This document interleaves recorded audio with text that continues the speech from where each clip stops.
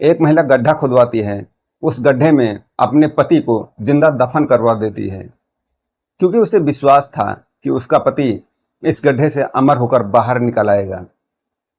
यह कहानी बहुत उलझी हुई होती है।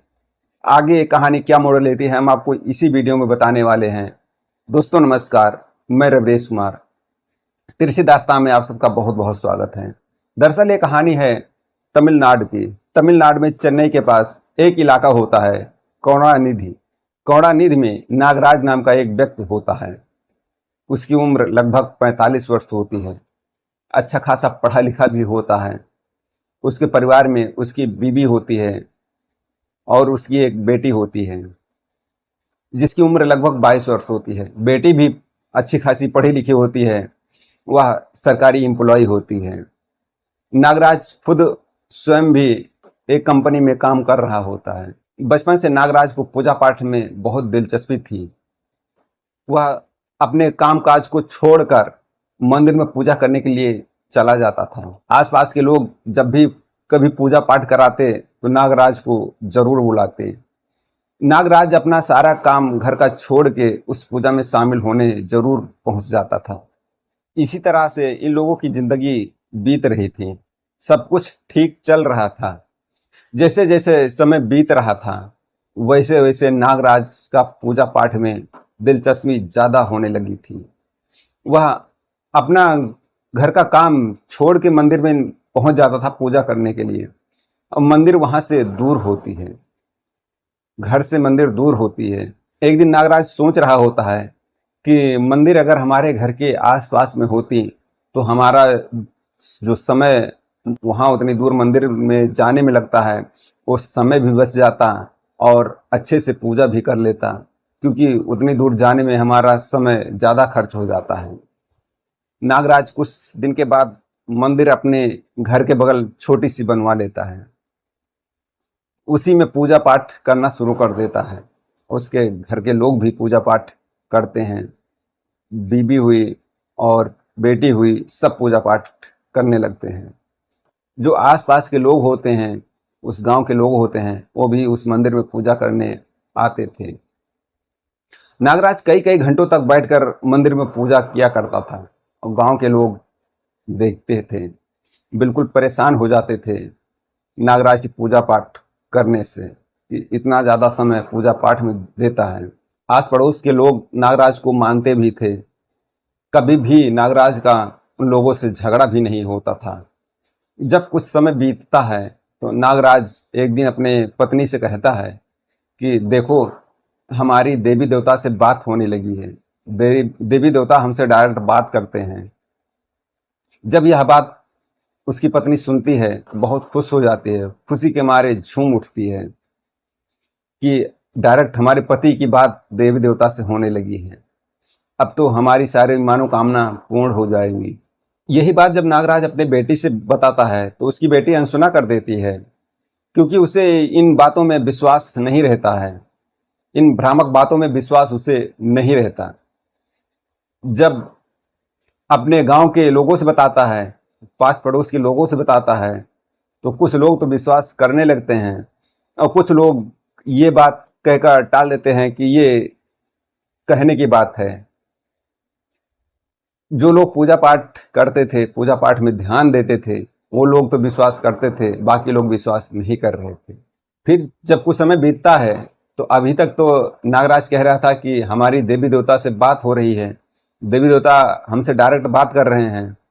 लेकिन अचानक कहने लगा अपने पत्नी से कि देवी देवता हमें अमर बनाना चाहते हैं। वो चाहते हैं कि हम अमर हो जाऊं। अमर यानी उसे मारा नहीं जा सकता। जब तक ये दुनिया रहेगी, जब तक ये धरती आसमान रहेगा, तब तक वो जीवित रहेगा। ना तो उसे हथियार से मार सकते हैं, ना उसे आग में जला सकते हैं, ना उसे पानी में डुबो के मार सकते हैं। उसे किसी भी चीज से मारा नहीं जा सकता। कोई भी इंसान उसे मार नहीं सकता। यह बात जब उसकी पत्नी सुनती है तो एक बार तो अचंभित हो जाती है कि क्या ऐसा हो सकता है। नागराज उसे विश्वास दिलाता है, फिर उसे विश्वास हो जाता है। खुशी के खुशी से वह झूम उठती है और सोचने लगती है कि ये पति के दीर्घ आयु के लिए औरतें क्या क्या नहीं करती, व्रत रखती हैं, पूजा पाठ करती हैं कि हमारे पति की आयु दुगनी हो जाए, बढ़ जाए। और हमारे पति की तो डायरेक्ट देवी देवता से बात हो रही है, देवी देवता हमारे पति को डायरेक्ट अमर बनाना चाह रहे हैं, इससे खुशी की बात क्या हो सकती है। फिर अपने पत्नी से कहता है नागराज कि इसमें एक शर्त है कि अगर जब तक हमारी सांसें चल रही हैं, इसी दौरान अगर हम जिंदा दफन हो जाते हैं तो कुछ ही घंटों बाद अमर होकर बाहर आ जाऊंगा। अगर हमारी सांसें बंद हो गई तो इसमें कुछ नहीं हो सकता, फिर मैं अमर नहीं हो सकता हूं। जब यह बात पत्नी सुनती है तो सहम जाती है, डर जाती है।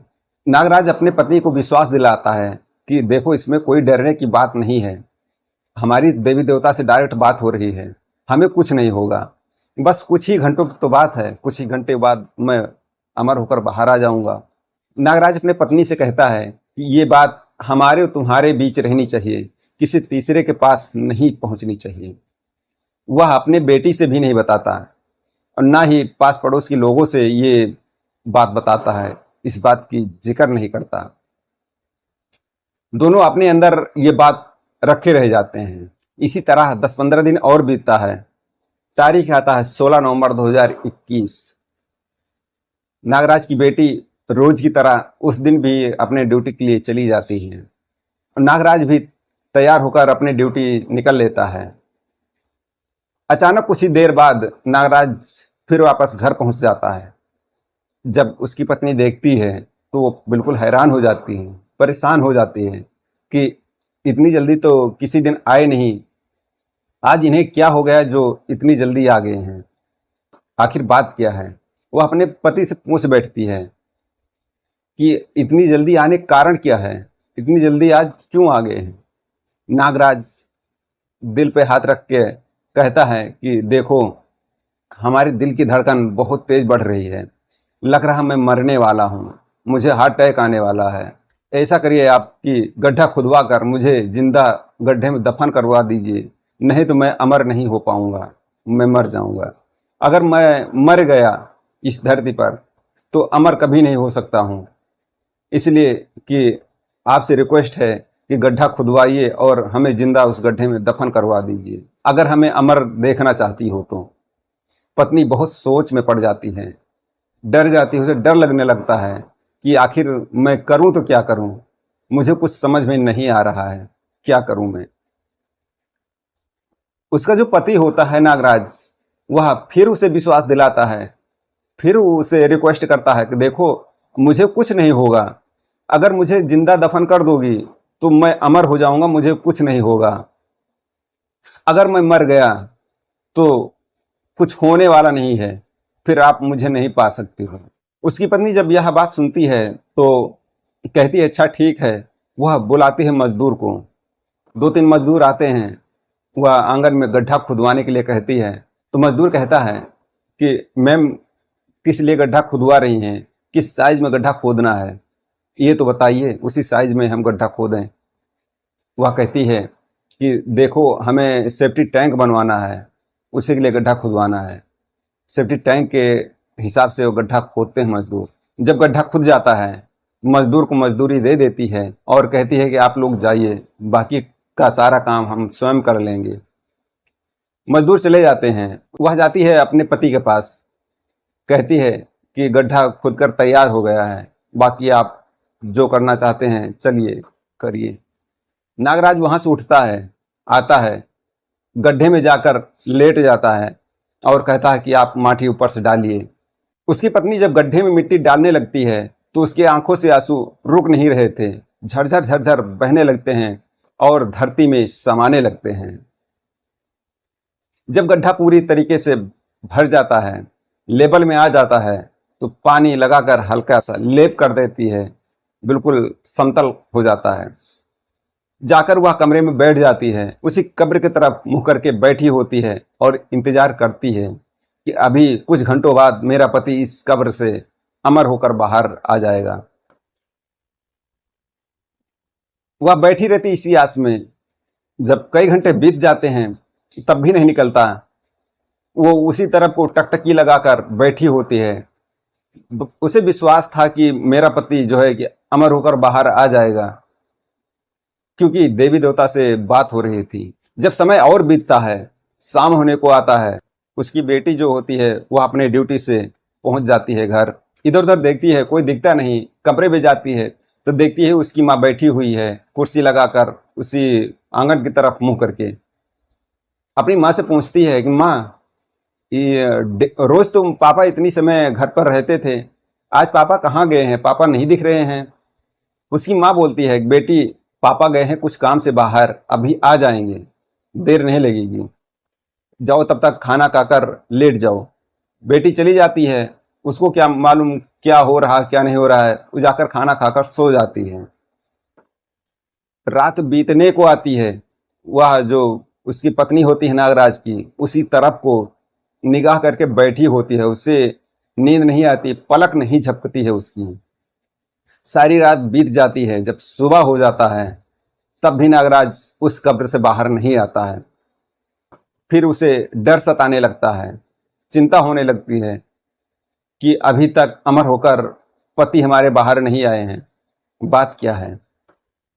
जब सुबह हो जाती है तो उसकी बेटी उठती है और देखती है कि पापा घर पर नहीं दिख रहे हैं। फिर अपने माँ से पूछ बैठती है, माँ शाम को कह रही थी कि अभी पापा तो आ जाएंगे, लेकिन पापा अभी तक नहीं आए, पूरी रात बीत गई, आखिर पापा कहाँ चले गए हैं। माँ का सब्र का बांध टूट जाता है। वह अपनी बेटी से बताने लगती है कि बेटी देखो, ऐसे ऐसे तुम्हारे पापा ने कहा था, जैसे जैसे तुम्हारे पापा ने कहा था वैसे वैसे हमने कर दिया। वो अभी तक इस गड्ढे से बाहर नहीं निकले हैं। जब यह बात उसकी बेटी सुनती है तो वो बहुत तेज से दहाड़े मारकर रोने लगती है, चिल्लाने लगती है कि आपने यह क्या कर दिया। जब चिल्लाने की आवाज आस पड़ोस के लोग सुनते हैं तो वो भी दौड़कर आ जाते हैं नागराज के घर पर। आखिर क्या हुआ जो इतनी तेज से चिल्लाने की आवाज आ रही है। देखते हैं तो माँ बेटी यहाँ बैठकर रो रही होती हैं। जब यह बात गांव वाले सुनते हैं तो उसी में से किसी ने फोन कर दिया पुलिस के पास। पुलिस भी आ जाती है, सारा स्टेटमेंट लेती है। जो होता है सब नागराज की पत्नी पुलिस वालों से बताती है। कुछ भी बात छिपाती नहीं, कुछ भी बात छिपाती नहीं है, सब कुछ बता देती है। जब पुलिस वाले कब्र को खुदवाते हैं तो उसमें से नागराज अमर होकर नहीं निकलता है, उसके बजाय उसकी लाश निकलती है। उस लाश को पोस्टमार्टम के लिए भिजवा देते हैं। तो जब पोस्टमार्टम की रिपोर्ट आ जाती है और जो नागराज की पत्नी जुबानी बता रही थी, दोनों का टाइमिंग मैच कराते हैं, बिल्कुल टाइमिंग सटीक बैठता है। नागराज की मृत्यु दफन होने से पहले नहीं होती है, दफन होने के कुछ देर बाद होती है। पुलिस नागराज की पत्नी को अपने साथ ले जाती है, उसे जेल बंद कर देती है। तो यह है आज की सच्ची कहानी दोस्तों, कि पढ़े लिखे लोग भी इन आडंबरों में फंस जाते हैं और इन बातों में उलझ जाते हैं, अपनी जान गंवा बैठते हैं। ये नागराज जो होता है वो अपनी जान गंवा देता है और साथ साथ में अपने पत्नी को भी फंसा देता है, जबकि जबकि उसकी पत्नी का कत्ल करने का कोई इरादा नहीं था, क्योंकि वो अपने पति से बेहद प्यार करती थी, उसे अमर बनाना चाहती थी। अमर बनाने के कारण यह घटना हुई थी। दोस्तों यह कहानी कैसे लगी आप लोग हमें कमेंट बॉक्स में कमेंट कर जरूर बताइएगा, और इस चैनल को सब्सक्राइब और लाइक जरूर करिएगा, ताकि हम आप सबके बीच में नई नई कहानियां पहुंचा सकें। तब तक के लिए जय हिंद, जय भारत।